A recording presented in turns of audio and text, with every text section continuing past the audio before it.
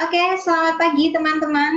Kali ini kita ketemu lagi di mata kuliah psikologi klinis. Psikologi klinis pembahasan kali ini saya usahakan dalam satu video ini full. Jadi nanti kalian tidak perlu seperti minggu lalu yang dibagi menjadi beberapa sesi. Jadi satu video ini nanti full pembahasan terkait dengan psikologi klinis. Nah, pada pertemuan sebelumnya kita membahas tentang psikologi klinis makro. Bagaimana tataran makro dalam psikologi klinis, bagaimana aplikasinya. Nah, untuk kali ini kita akan membahas salah satu cabang dari psikologi klinis makro, bagaimana aplikasinya, terus trennya bagaimana, terus habis itu apa yang bisa kita lakukan sebagai seorang mahasiswa psikologi dalam tataran makro ini, khususnya dalam pembahasan psikologi kesehatan. Gitulah. Langsung saja kita nanti akan banyak pembahasannya dan saya rasa banyak sekali aplikasi yang bisa kita lakukan sejak dini terkait dengan bagaimana kita berkontribusi untuk psikologi kesehatan ini gitu. Nah, kita langsung saja ke materinya. Oke, materi pada pertemuan ke-9 kali ini kita membahas tentang psikologi kesehatan, mulai dari nanti sejarahnya.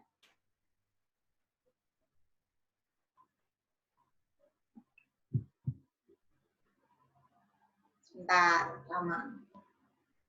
Oke, pertemuan ini kita nanti membahas tentang prinsip dasar psikologi kesehatan dan mungkin nanti akan ada tugas.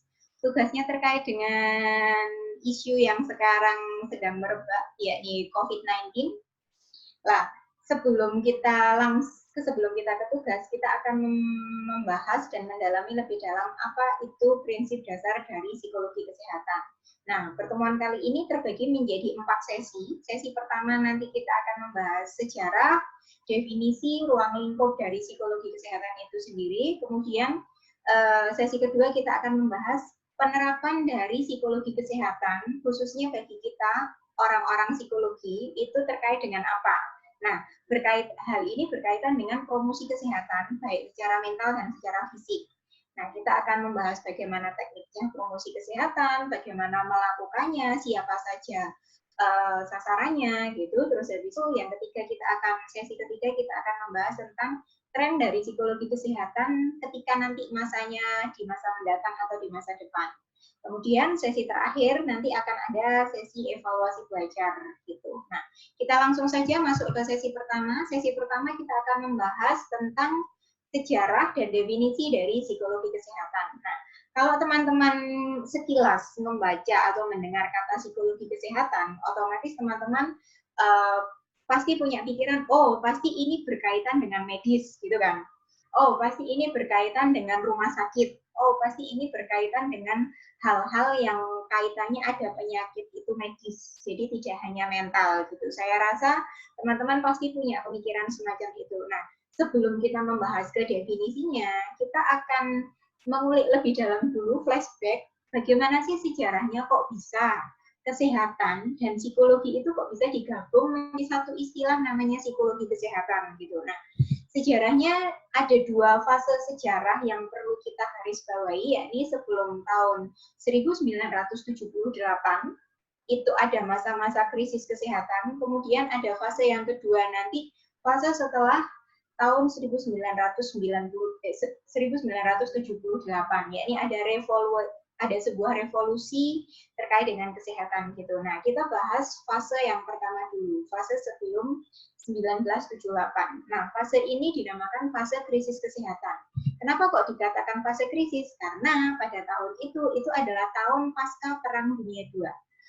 Pasca Perang Dunia II, tenaga profesi medis ini lebih mengarah ke bagian yang spesialisasi. Maksudnya spesialisasi, oh tidak hanya dokter umum saja, tidak hanya mengobati penyakit-penyakit umum saja, tidak hanya mengobati penyakit flu, pilek, dan sebagainya, tapi lebih mengarah ke arah spesialisasi. Jadi mereka lebih tertarik pada spesialisasi-spesialisasi tertentu di bidang medis. Spesialis paru, spesialis jantung, spesialis kulit dan kelamin, spesialis objin, dan sebagainya seperti itu gitu. Sehingga itu membuat jumlah dokter umumnya menurun. Karena apa? Karena mereka memiliki ketertarikan dalam dalam bidang medis yang lebih terspesifikasi gitu. Nah, setelah Perang Dunia II ada gerakan semacam itu. Kemudian pada tahun-tahun ini mereka akan lebih fokus kepada prosesnya penyembuhan, tidak pencegahan. Jadi kalau dokter umum itu kan sebelum penyakit bertambah parah dia dikasih obat. Sebelum penyakit menjadi perlu ditangani lebih serius, dia akan dikasih obat gitu kan. Itu dokter umum. Nah, ketika para profesi medis ini mengambil spesialisasi, mereka malah lebih susu orang yang sudah sakit ini yang disembuhkan gitu. Jadi usahanya lebih ke kuratif atau penyembuhan daripada ke preventif atau pencegahannya. Maka itu ada krisisnya kan. Nah, hal ini membuat para orang sakit, masyarakat-masyarakat yang sakit ini mempunyai ekspektasi yang sangat tinggi terhadap suatu profesi yang namanya dokter. Maka itu ketika sekarang, zaman sekarang, atau ketika kalian masih kecil, pasti profesi dokter ini adalah profesi yang diagung-agungkan. Nah, karena ada dosa asal semacam ini dulu, karena yang bisa menyembuhkan itu hanya dokter. Jadi, penyalur kepanjangan tangan dari Tuhan itu dokter, semacam itu. Sehingga mereka begitu mengkultuskan profesi ini dan tingkat kepercayaannya menjadi sangat tinggi terhadap profesi dokter. Akan tetapi itu menjadi berdampak tidak bagus, dampaknya negatif. Karena apa? Si dokter yang ambil spesialisasi ini menjadi jual mahal. Jual mahal dan mereka merasa di atas angin sehingga biaya perawatan medisnya menjadi sangat meningkat secara drastis. Nah, memang pada waktu ini pelayanan kesehatan itu sudah bagus, tetapi tidak menyeluruh. Hanya orang-orang kaya saja yang bisa mendapatkan pelayanan kesehatan.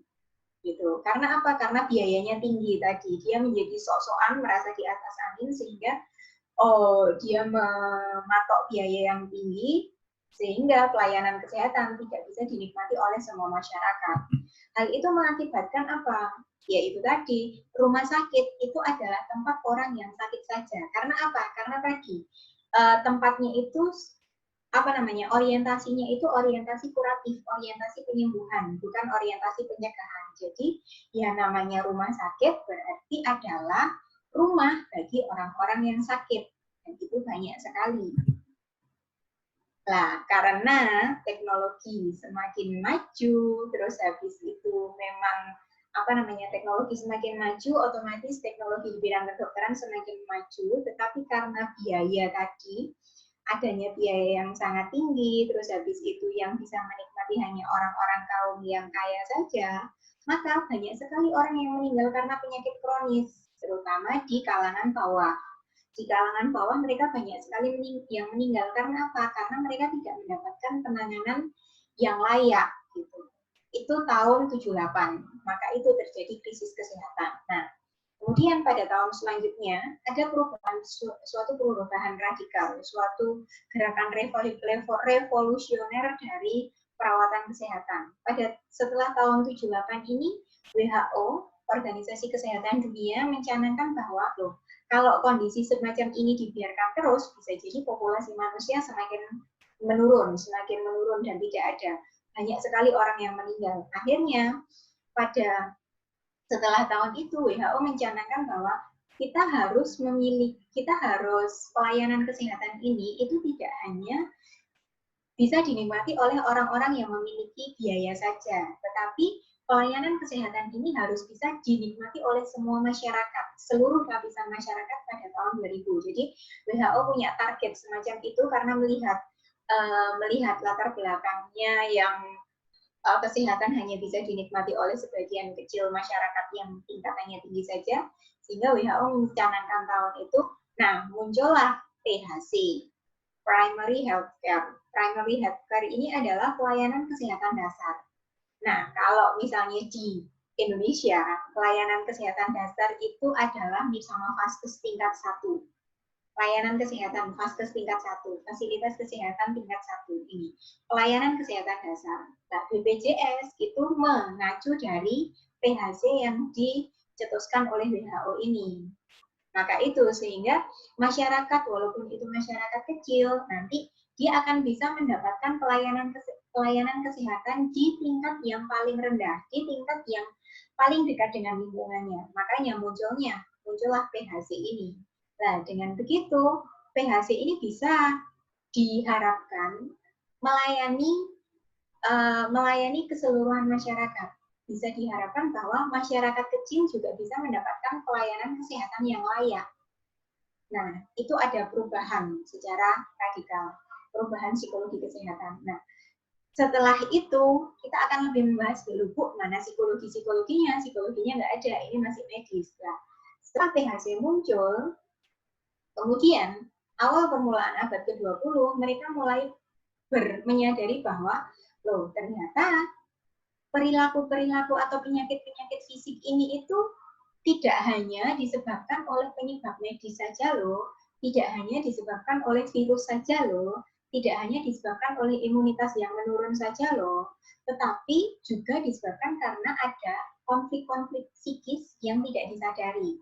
Konflik-konflik psikis yang tidak disadari ini maksudnya adalah penyakit-penyakit fisik, penyakit-penyakit mental yang bisa mengakibatkan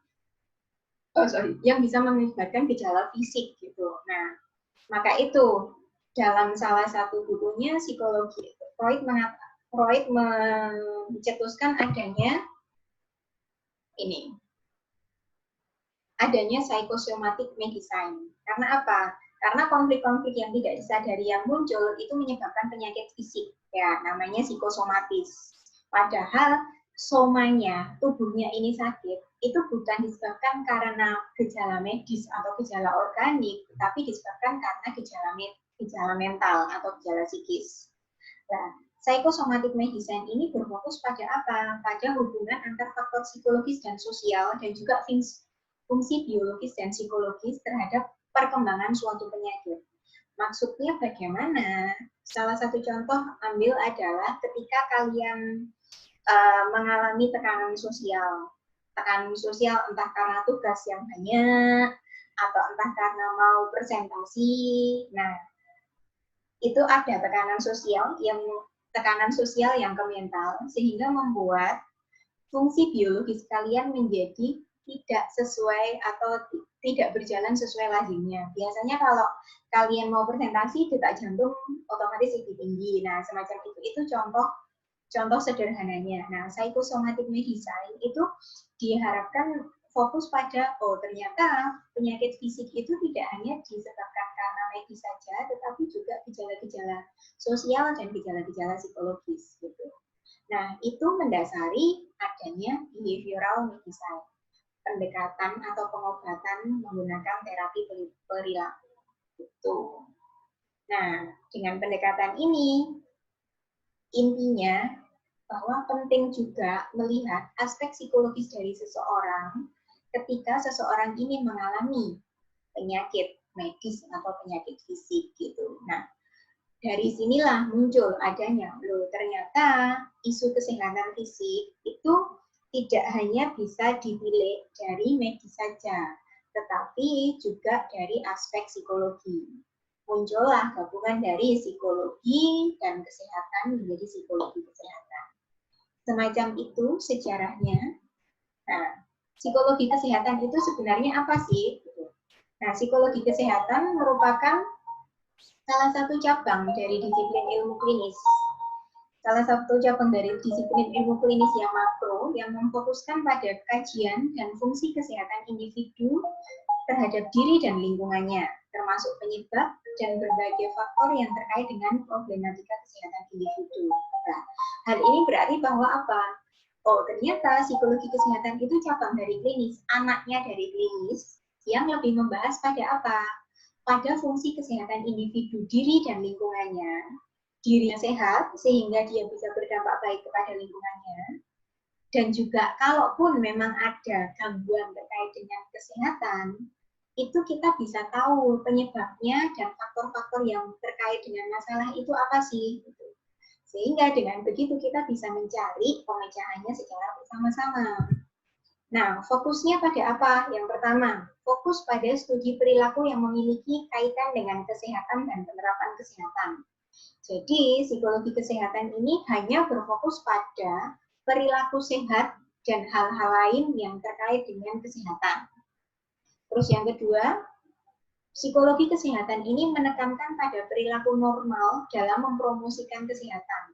Normal ini terkait dengan normal umumnya, lazimnya yang ada di masyarakat, dan juga pencegahan dan penyembuhan penyimpangan kesehatan.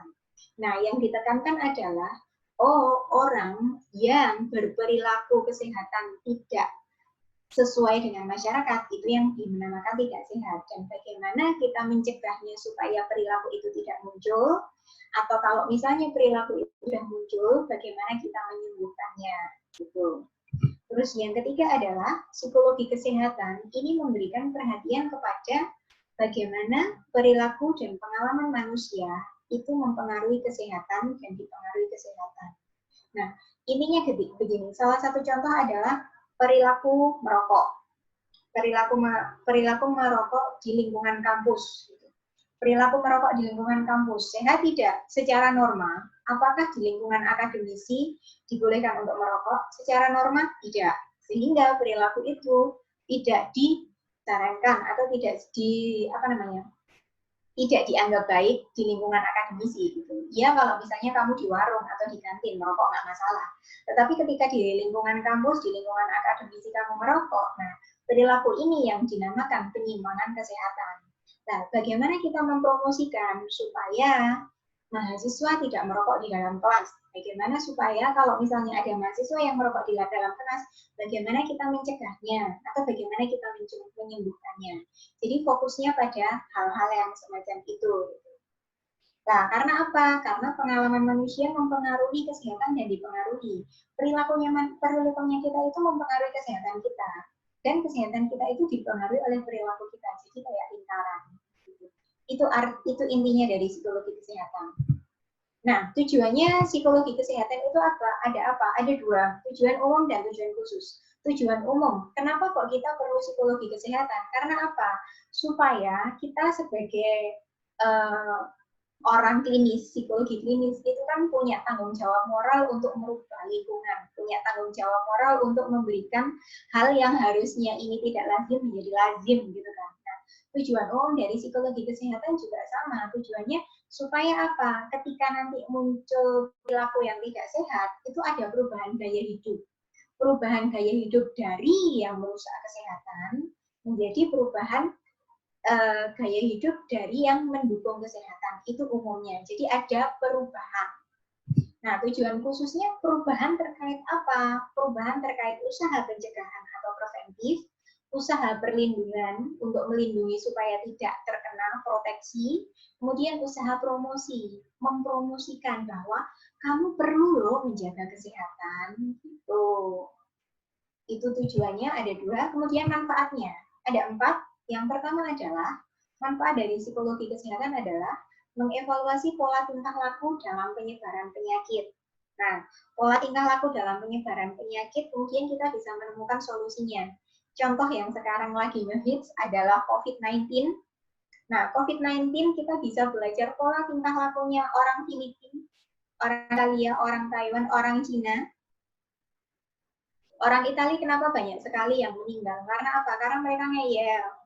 Pola perilakunya apa? Karena mereka ngeyel, disuruh social distancing, disuruh stay at home masih ke Ngawi, disuruh belajar di rumah masih jalan-jalan ke Sarangan, disuruh belajar di rumah mengerjakan tugas malah kumpul di kafe. Nah, pola perilaku atau pola tingkah laku yang membuat ini penyakitnya menjadi semakin menyebar. Psikologi kesehatan tugasnya ke situ. Terus yang kedua, memprediksi dan mempelajari tingkah laku yang tidak sehat. Nah, kalau misalnya sudah dikandani bahwa kamu loh belajar di rumah, study at home gitu, tetapi masih ke kafe, masih ke angkringan. Nah, kita bisa memprediksikan kira-kira apa yang terprediksi, perilaku tidak sehat apa yang bisa terprediksi. Gitu. Kita memprediksikan, kira-kira malah apa penyebaran penyakit menjadi semakin meningkat. Gitu. Perilaku tidak sehat menjadi semakin meningkat, bersin nggak ditutupi. Gitu. Terus yang ketiga, memahami peran ilmu psikologi dalam experience of illness gitu. Nah, kalau misalnya kita sudah mengevaluasi penyebaran penyakit, kita sudah memprediksi kira-kira nanti bakal ngapain, kita bisa memberikan peranan. Oh, berarti kesimpulannya harus ada lockdown mungkin. Oh, berarti kesimpulannya tidak hanya social distancing, tapi harus ada physical distancing. Tidak hanya membatasi jarak secara sosial, tapi juga harus menjaga jarak fisik saja. Terus yang terakhir adalah mengevaluasi peran psikologi dalam perawatan dan penyembuhan. Nah, setelah kita ternyata physical distancing itu tidak hanya menimbulkan dampak bosan saja, tetapi juga bisa memunculkan gejala-gejala psikosomatis gitu. Psikosomatisnya karena apa? Aduh, ojo-ojo aku nanti mengalami penyakit ini. Ketakutan sendiri. Nah, kita mengevaluasi itu sehingga kita bisa memberikan konseling, sehingga kita bisa memberikan psikoedukasi, sehingga kita bisa berkampanye untuk menggaungkan kamu itu ojo psikosomatis, kamu itu supaya menghindari psikosomatis ngapain sih di rumah aja, kamu bisa menyalurkan hobi, kamu bisa berolahraga, kamu bisa ngapain gitu. Itu psikologi kesehatan. Jadi lebih ke usaha mempromosikan suatu gerakan sehat untuk mencegah timbulnya suatu penyakit yang nanti kemungkinan akan berdampak ke mental. Kemudian kalau misalnya penyakit itu sudah ada, bagaimana penyembuhannya supaya nanti orang yang mengalami penyakit ini juga bisa berfungsi optimal secara mentalnya. Intinya. Nah, jadi tugas psikolog kesehatan adalah ini. Silakan teman-teman baca supaya saya bisa bernafas dulu. Itu tugasnya. Mengidentifikasikan faktor resiko untuk penyakit, patogen, dan imunogen. Patogen itu gejala sakit, imunogen itu hal yang bisa membuat imunitas yang paling banyak terjadi, dan interaksinya. Penyakitnya bagaimana, patogennya bagaimana, dan imunogennya bagaimana, supaya apa? Supaya kita bisa mengambil langkah yang tepat. Supaya kita bisa mengambil solusi, memberikan solusi yang bagus. Supaya apa? Supaya perilaku sehat itu muncul. Supaya apa? Tujuannya tercapai. Ada perubahan perilaku dari yang merusak kesehatan ke yang mendukung kesehatan. Karena apa? Sehat itu tidak hanya sehat secara fisik, badannya sehat tidak cacat saja, tetapi juga sehat secara mental, sehat secara hati, dan sejahtera secara sosial. Itu katanya WHO. Begitu teman-teman, sesi 1 kita selesai, kita nanti langsung lanjut ke sesi 2. Sesi 2 yakni, kalau kita sudah paham tentang apa itu psikologi kesehatan, tugasnya apa, tujuannya apa, manfaatnya apa, nah terus cara nih untuk mencapai target ini itu piye? Caranya itu bagaimana? Salah satu cara yang cukup efektif, yang kita pandang cukup efektif adalah dengan mempromosikan kesehatan itu sendiri. Gitu. Mempromosikan, karena apa? Kita sebagai seorang insan psikologi, kita dipandang oleh orang lain gitu. Nah, ketika kita dipandang oleh orang lain, kita bisa menginfluence masyarakat untuk berperilaku sehat. Kita bisa menginfluence itu gitu. Kita bisa menjadi influencer tidak hanya di media sosial saja, tetapi paling tidak kamu ke adikmu, kamu ke ibumu, Bu, supaya nggak psikosomatis kamu harus gini loh, harus difilter gitu. Nah, hal itu. Nah, bagaimana promosi kesehatan itu? Nah, ini adalah cara yang kita pandang cukup efektif untuk menerapkan apa hakikat dasar dari psikologi kesehatan ini. Nah, kita langsung kedua, yakni promosi kesehatan tidak hanya secara fisik saja. Kalau secara fisik saya rasa banyak sekali promosi kesehatan yang sudah digaung-gaungkan pemerintah, apalagi untuk COVID-19 ini, sering cuci tangan, terus habis itu kalau bersin ditutupi, kalau keluar pakai masker, terus habis itu pakai desinfektan. Nah, itu promosi kesehatan secara fisik, untuk menjaga fisiknya. Nah, mentalnya bagaimana? Itu tugas kita. Itu tugas kita sebagai seorang ilmuwan psikologi. Gitu. Nah, terus bagaimana menjalankan tugas itu, Bu? Nah, mari kita pelan-pelan cari caranya bareng-bareng. Nah, pada hakikatnya promosi kesehatan itu adalah sebuah proses yang memungkinkan pada individu dan masyarakat untuk meningkatkan kontrol terhadap aspek-aspek kesehatan. Sehingga apa? Sehingga perilaku sehat, perilaku yang tidak sehatnya itu bisa diperbaiki. Sehingga ada perubahan perilaku itu tadi. Nah, wujudnya bagaimana? Wujudnya bisa macam-macam. Kalau zaman dulu bisa ngasih selebaran, terus bisa mengadakan program latihan, bisa melakukan role play, bisa melakukan ini simulasi semacam itu. Kalau sekarang kan mungkin kita bisa melalui media sosial. Nah, itu bentuknya. Jadi supaya apa? Supaya ada perubahan perilaku dari yang merusak kesehatan menjadi yang mendukung kesehatan. Itu tujuan. Itu konsepnya. Nah, tujuannya apa? Yang pertama adalah memampukan masyarakat dalam memelihara dan meningkatkan. Supaya apa? Supaya ada perubahan dalam diri masyarakat, supaya perilaku sehatnya ini meningkat, supaya dia lebih aware terhadap penjagaan kesehatan gitu. Terus yang kedua, kalau misalnya masyarakat sudah aware, masyarakat sudah peduli, masyarakat gaya hidupnya sudah lebih sehat, itu akan tercipta suatu keadaan dan lingkungan yang kondusif bagi kesehatan. Itu tujuannya promosi kesehatan. Jadi tujuannya tidak semata-mata hanya, oh aku nge-share terus habis itu tanpa tujuan, tapi tujuannya itu. Tujuan kalian menginfluence teman-teman kalian atau tujuan kalian menginfluence adik-adik kalian itu ini, supaya ada perubahan perilaku sehatnya menjadi meningkat dan lingkungan menjadi kondusif sehingga mendukung kesehatan. Metodenya bagaimana? Caranya bagaimana, Bu? Caranya ada 4. Yang pertama promosi individual. Terus habis itu yang kedua promosi kelompok kecil 4-5 orang, ada promosi kelompok besar, kemudian ada promosi massal. Nah, masing-masing cara, masing-masing metode ini memiliki tekniknya. Untuk yang promosi individual kita bisa melakukan bimbingan atau penyuluhan. Jadi kita datang untuk siswa yang merokok, misalnya 1 orang siswa yang merokok, kita datang, kita melakukan pembimbingan, kita melakukan penyuluhan. Anak usia 13 tahun sudah merokok, ini bagaimana? Gitu, kita lakukan bimbingan dan penyuluhan. Ini lebih ke BK. Kemudian kita bisa melakukan wawancara. Wawancaranya bagaimana? Wawancaranya terkait dengan perilakunya itu, sehingga nanti setelah proses ini selesai, kita bisa menggiring mereka supaya ayo perubahan ini gitu.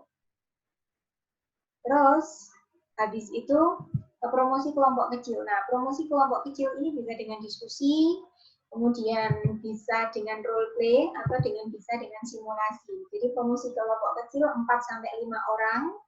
Nah, terus 4-5 orang ini kita bisa memberikan, yang pertama kita memberikan materi, terus habis itu kita ada sesi tanya jawab gitu.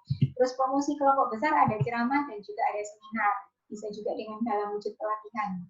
Jadi kita mengumpulkan banyak orang dalam suatu tempat, kemudian kita memberikan ceramah bahwa oh ternyata penting loh, oh ternyata hidup sehat itu penting loh. Dan promosi massal kita bisa menggunakan public speaking melalui siaran radio, melalui media massa, koran, dan juga melalui media sosial. Nah, saya rasa bagian ini yang bisa teman-teman lakukan melalui media sosial. Begitu. Nah, untuk selanjutnya, ruang lingkupnya. Ruang lingkup dari promosi kesehatan itu bagian apa aja sih? Ruang lingkupnya ada 4. Yang pertama, kita bisa mempromosikan kesehatan itu sebagai usaha preventif, usaha pencegahan, supaya supaya penyakit itu tidak muncul. Misalnya, oh sekarang sudah musim-musimnya musim hujan, berarti akan ada demam berdarah. Gitu. Kita preventif, Bu, lakukan 3M gitu. Atau kalau misalnya dalam psikologi, oh mahasiswa baru mulai masuk itu kemungkinan mengalami masalah adaptasi.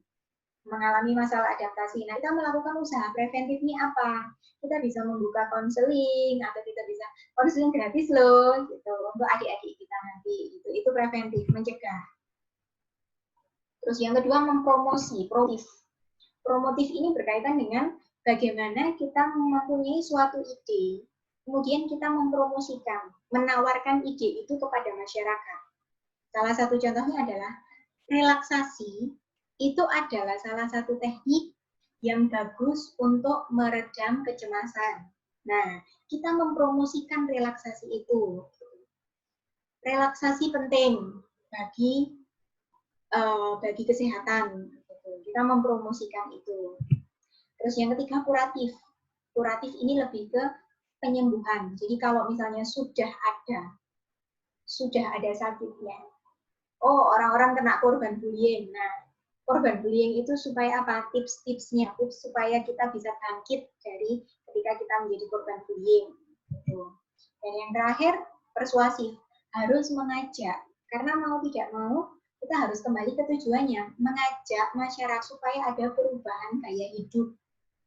Mengajak masyarakat supaya ada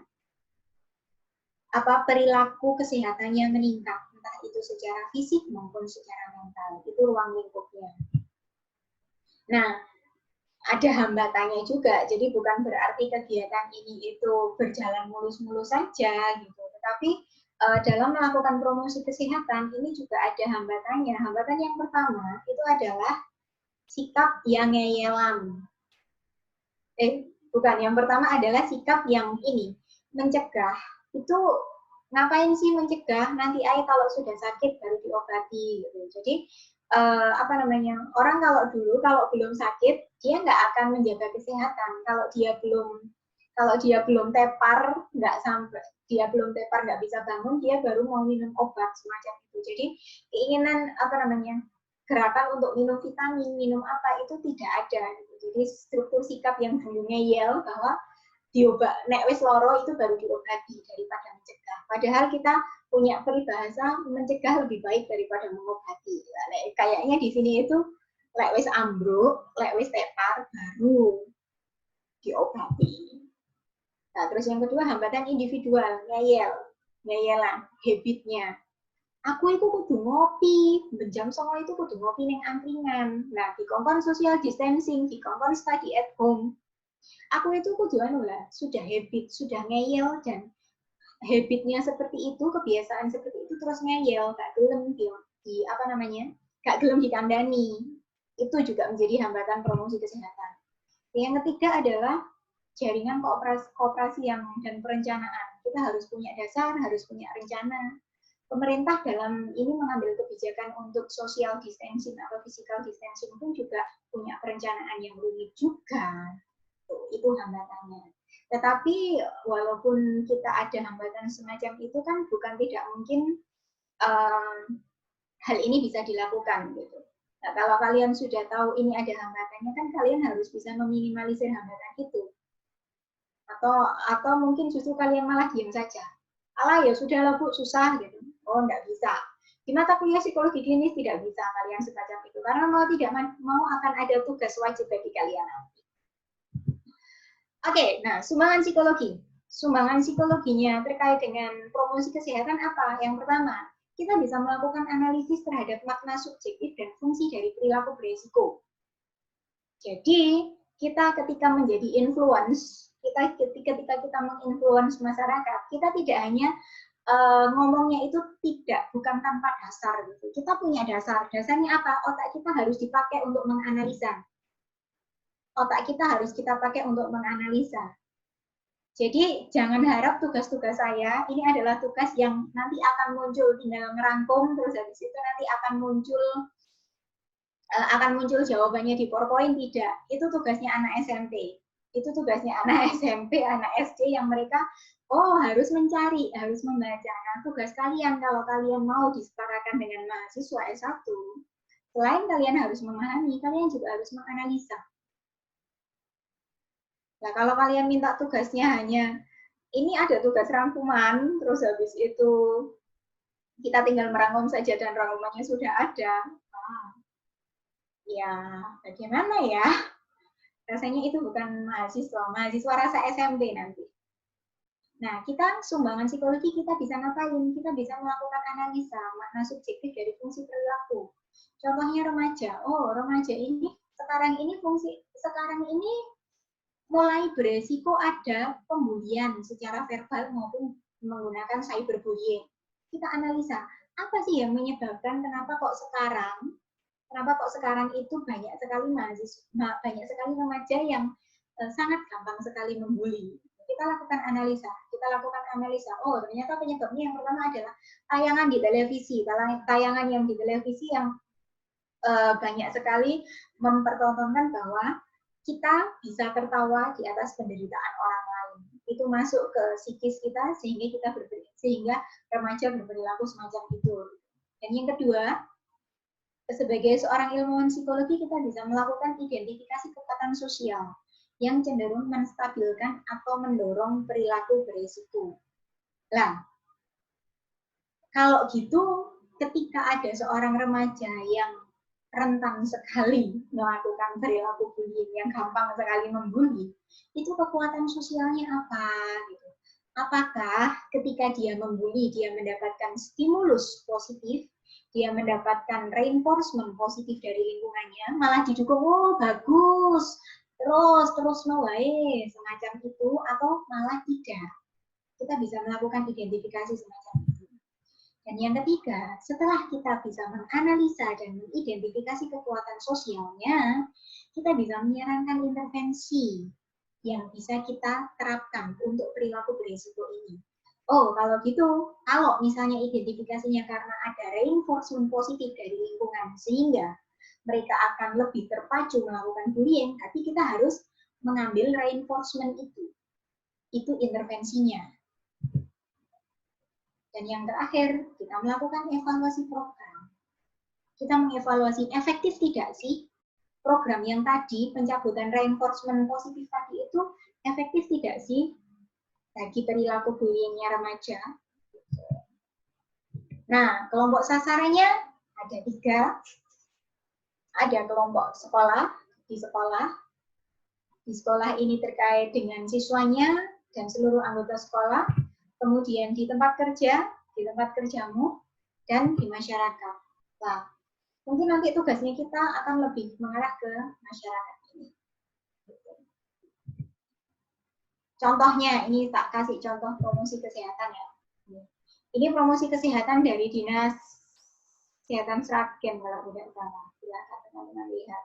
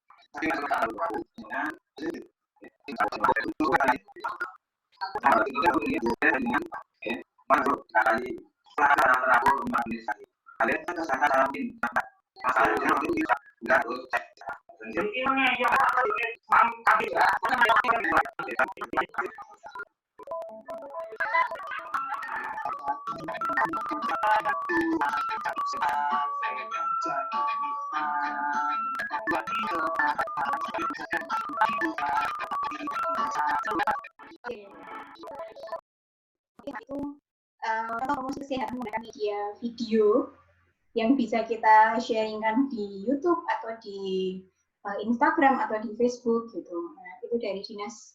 Nah, terus ini ada Stop Bullying. Ini adalah karya dari kakak tingkat kalian. Bagaimana melakukan promosi kesehatan terkait dengan bullying gitu. Mari kita lihat.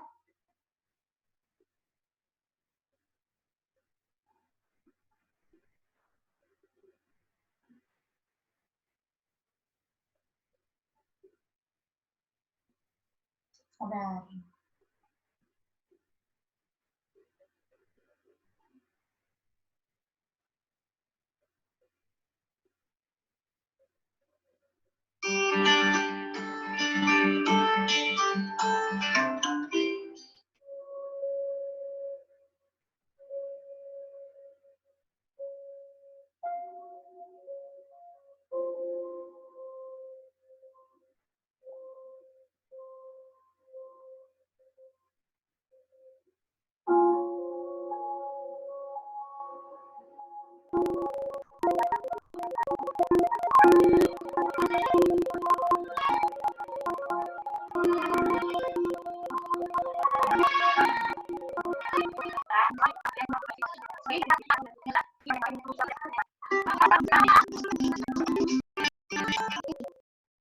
Ini dari psikologi kita. Ini lebih, kalau ini tadi kan ke upaya preventif ya, ini lebih ke mempromosikan tips kuratif kalau misalnya orang yang sudah mengalami gangguan stres akut itu harus bagaimana. Mari kita lihat juga.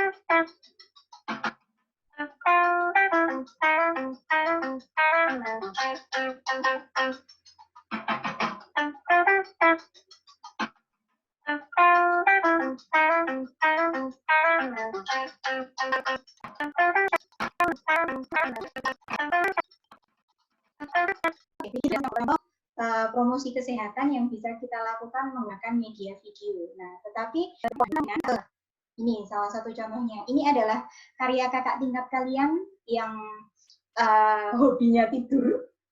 Jadi mengapa harus tidur? Semacam itu. Kita memberikan pengetahuan, terus manfaat tidur cukup itu apa sih gitu. Mereka memberikan ruang lingkupnya lebih ke preventif kan, bahwa mahasiswa itu juga perlu tidur. Oh, gak usah belayang-layang, oh gak usah kalau malam kemana-mana gitu. Terus habis itu yang kedua, ini dari Dinas Kesehatan kalau nggak salah sama kayak Germas. Bagaimana cara mengelola stres? Ini tips-tipsnya gitu. Terus yang ketiga, kita juga menggunakan poster. Posternya bisa dengan kata-kata yang ada kata-kata mutiaranya, normal. Normal kok jika kamu merasa sedih, stres, bingung, takut, atau marah pada masa pandemi ini. Nah, kamu harus berbicara dengan yang lain. Nah, poster-poster yang semacam ini itu adalah contoh-contoh poster promosi kesehatan. Gitu. Terus yang lain ini juga mitos atau fakta. Terus yang ini, selama menghadapi coronavirus itu kita harus ngapain saja. Nah, kita bisa memberikan promosi kesehatan ini melalui media-media yang tadi. Gitu. Nah, kenapa kok kita memberikannya melalui media ini? Karena bisa menginfluence lebih banyak orang. Apalagi sekarang zamannya sosial media sudah canggih, jadi kita bisa sharingkan ke sosial media. Tuh, teman-teman. Oke, untuk selanjutnya sesi 2 sudah selesai, kita ke sesi ketiga. Sesi ketiga adalah apa yang terjadi di masa depan terkait dengan psikologi kesehatan. Nah, apalagi kalau sekarang, pada zaman sekarang, tahun 2020 ini adalah orang-orang sudah menjadi lebih aware terhadap isu-isu kesehatan, gitu, isu-isu kesehatan. Tapi juga ada yang menjadi kontroversi juga. Gitu. Nah, isu-isu yang sekarang dan mungkin yang akan datang akan menjadi isu penting adalah yang pertama adalah isu lingkungan, kesehatan, dan psikologi. Jadi ini digabung menjadi satu, psikologi lingkungan, psikologi kesehatan, dan psikologi itu sendiri. Gitu. Bahwa lingkungan yang baik itu bisa menumbuhkan perilaku sehat sehingga bisa menyehatkan baik secara fisik maupun secara mental. Itu isu yang sekarang sedang digaung-gaungkan gitu. Sehingga kenapa ada lingkungan yang ramah, lingkungan fasilitas umum yang ramah lingkungan. Apa? Karena apa? Lingkungan itu mempengaruhi perilaku fisik kita, terutama perilaku kesehatan kita juga. Gitu. Dan yang kedua adalah kualitas kehidupan. Kualitas kehidupan sekarang tidak semata-mata dipandang dari terpenuhinya kebutuhan materi saja, tetapi kualitas kehidupan di sini lebih dipandang kepada bahagia atau tidak, sejahtera atau tidak. Dan sejahteranya tidak hanya sejahtera secara materi, tapi sejahtera secara sosial tidak, sejahtera secara psikis tidak, lebih ke kualitas kehidupannya. Terus yang ketiga adalah keputusan etis dalam perawatan medis dan teknologi. Nah, ini terkait dengan praktek-praktek medis yang digunakan, yang sekarang sedang dilakukan, itu etis atau tidak, sesuai dengan melanggar HAM atau tidak. Salah satu contoh praktek medis dan teknologi yang sekarang lagi ngehits adalah operasi plastik. Operasi plastik ini etis atau tidak,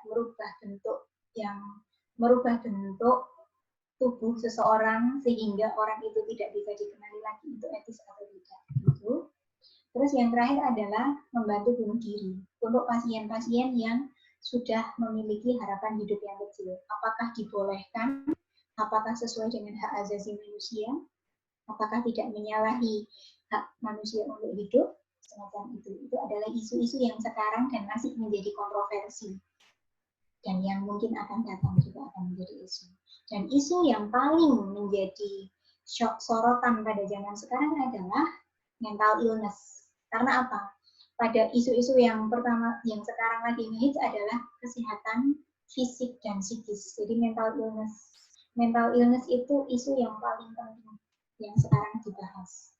Karena apa? Jumlah riset tentang mental illness sekarang semakin banyak.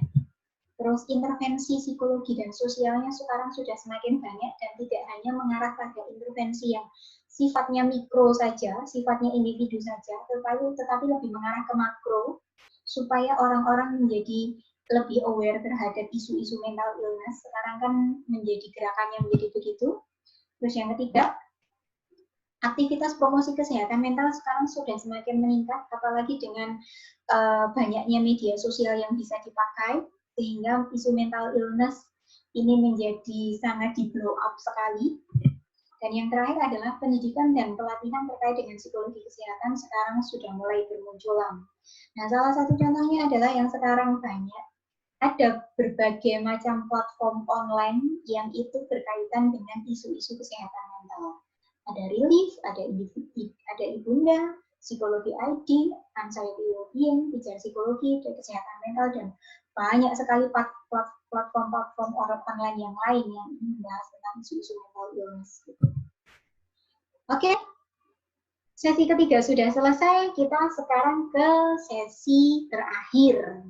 Sesi terakhir ini adalah sesi evaluasi belajar. Saya harap teman-teman bisa memahami penjelasan tadi, sehingga nanti dalam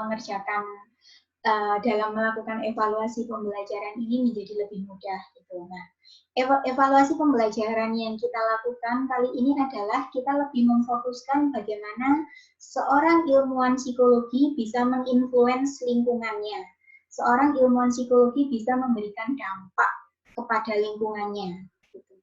Nah, karena mengingat dari sebenarnya tugasnya itu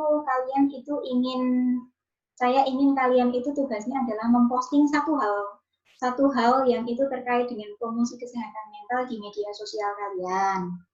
Tetapi pada waktu kemarin sore saya mendapatkan surat, dan itu suratnya juga sudah di-share di grup psikologi terkait dengan kampanye positif COVID. Jadi saya terinspirasi untuk memberikan tugas kalian itu. Jadi tugas evaluasi belajar pada pertemuan ke-9 kali ini adalah membuat poster promosi kesehatan mental. Fokus ke mental, karena kita orang psikologi. Membuat poster promosi kesehatan mental. Temanya apa? Temanya sama. Kampanye positif penanganan pandemi COVID-19. Gitu. Nah, ketentuan posternya apa? Sama juga. Poster merupakan karya yang orisinil dan belum pernah dipublikasikan. Poster ukurannya A4, formatnya PNG, resolusinya minimal 300 dpi. Terus habis itu, jadi teman-teman bisa bebas menggunakan aplikasi apapun, bisa pakai Canva, bisa pakai CorelDRAW, bisa pakai Photoshop, bisa pakai Publisher, bisa pakai apapun, aplikasinya bebas, tapi syaratnya adalah ukurannya A4, bisa landscape atau bisa portrait. Terus habis itu nanti disimpan dalam bentuk formatnya PNG, kualitasnya 300 dpi itu minimal. Nah, poster harus mencantumkan lambang Kemdikbud pada bagian atas dan lambang perguruan tinggi di sampingnya sama. Dan juga teman-teman harus mencantumkan nama mahasiswa dan NIM-nya. Selain itu, poster kalian seperti yang tadi, kita menginfluence orang itu harus punya dasar. Kita menginfluence orang itu harus punya referensi. Berarti kita harus mencantumkan referensi yang kita pakai, yang kita jadikan dasar dari pembuatan poster itu. Referensi bisa berasal dari jurnal ilmiah, bisa berasal dari artikel ilmiah yang valid. Dan itu nanti daftar pustakanya kalian tulis di bagian bawah, setelah di bawah nama kalian. Kemudian ketentuan yang lain adalah yang terakhir, poster tidak mengandung unsur sara, tidak menyinggung suku, agama, dan ras, agama juga, tidak memprovokasi, tidak ada unsur-unsur provokasi, tapi harus persuasif, harus mengajak, tapi bukan memprovokasi. Kalau mengajak itu lebih ke arah positif, mengajak gerakan yang lebih positif. Kalau memprovokatif itu adalah menggiring opini supaya ada gerakan-gerakan yang negatif. Itu batas pengumpulan poster minggu depan, tanggal 9 April jam 8. Nanti 10 poster terbaik dari karya kalian akan kita ikutkan lomba poster yang diadakan oleh Kementerian Pendidikan dan Kebudayaan. Begitu teman-teman, itu tugasnya. Nah, indikator penilaiannya sama dengan indikator penilaian dari Kemdikbud. Kita menilai dari 4 indikator: orisinalitas, kesesuaian tema, visualisasi, dan manfaat. Orisinalitas itu idenya harus asli, harus orisinil, harus dari kamu sendiri. Orisinalitas belum pernah dipublikasikan, karena kita gampang sekali nanti untuk mengecek orisinalitas itu. Kita tinggal taruh di Google, Google nanti akan nyari sendiri, dan tidak ada plagiarisme. Bobotnya 20%. Kemudian kesesuaian tema, temanya kita adalah kampanye positif dalam mendukung pandemi, kampanye positif dalam penanganan pandemi COVID-19, harus sesuai, kita harus lebih berfokus pada coronavirus ini.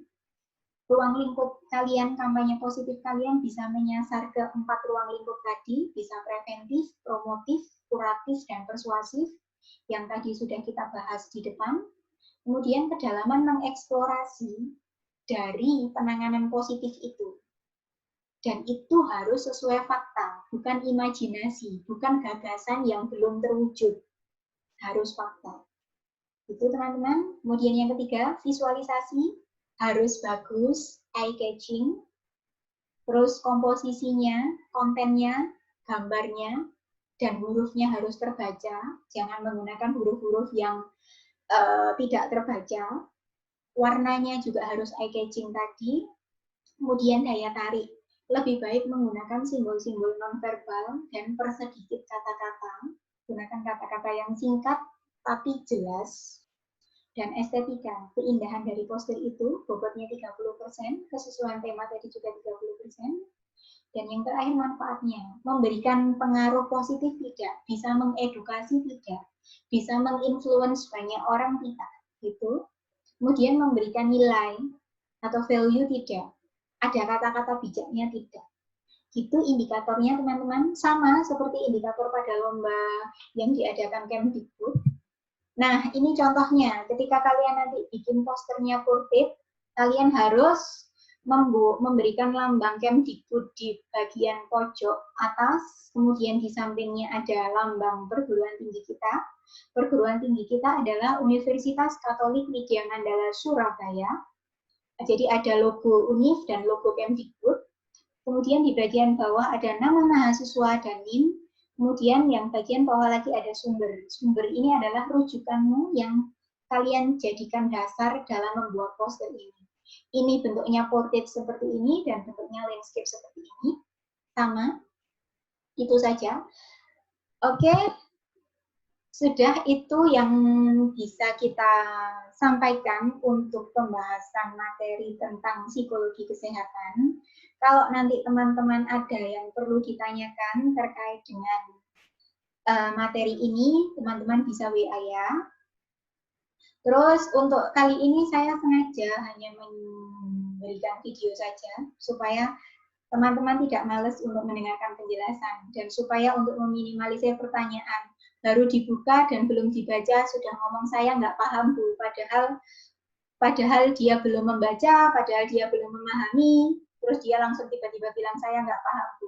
Itu bukan sikapnya seseorang mahasiswa atau seorang ilmuwan psikologi, tidak seperti itu. Gitu. Jadi saya sengaja memberikan hanya video saja, semoga diterima oleh semuanya, dan semoga kalian tidak bosan mendengarkan suara saya. Kita ketemu lagi minggu depan kita akan membahas masalah tentang neuropsikologi. Jadi saya rasa kalau teman-teman sudah belajar biopsikologi, untuk pembahasan neuropsikologi ini akan menjadi lebih gampang. Gitu. Sampai ketemu minggu depan, selamat mengerjakan tugasnya. Saya tunggu poster-poster hebat kalian di tanggal 9 April 2020 jam 8, dan semoga kita bisa ikut lomba itu, dan semoga kita menang. Sampai ketemu. Selamat siang.